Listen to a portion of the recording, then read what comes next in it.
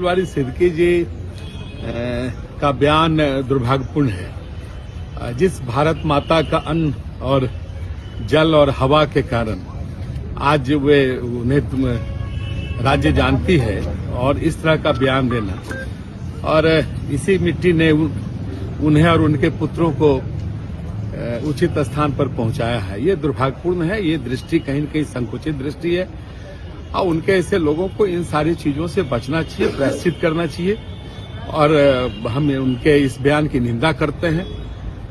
भारत माता सबों का पोषण करती है और यह देश भारत के यशस्वी प्रधानमंत्री श्री नरेंद्र मोदी जी के नेतृत्व में एक वैश्विक स्तर पर इतनी विशिष्ट पहचान बनाई है और इन कारणों से उन्हें अब राजनीतिक दृष्टि से इस तरह के उनके बयान हैं, इस तरह के बयान देकर देश को और भारत के प्रति जो एक नकारात्मक नजरिया वे दूसरे देशों में या अन्य राज्यों में जो संदेश देना चाहते हैं, उसमें ये कभी भारत की मिट्टी से उनको प्यार नहीं है। भारत की मिट्टी जिसने उनको इतना कुछ दिया, उसको आज 132 करोड़ भारतीय पूरी तरह से एक साथ आगे और विकास की ओर बढ़ रहा है और पूरे देश में नरेंद्र मोदी के साथ पूरा देश खड़ा है और कहीं ना कहीं उनको बताना चाहिए कि कौन सा डर है। कोई ऐसे आतंकवादी हमले हुए क्या 8 साल में? देश में कोई दंगे हुए क्या?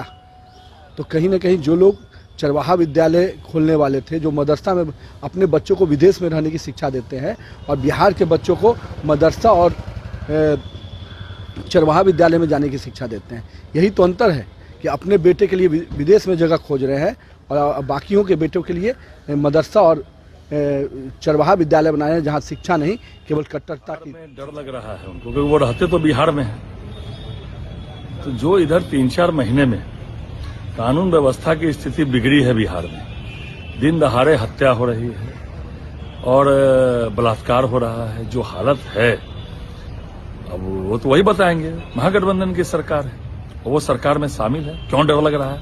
और देश में तो उनको डरने की जरूरत नहीं है, नरेंद्र मोदी जी की सरकार है। अब तो आतंकवादी घटनाएं भी समाप्त हो गई।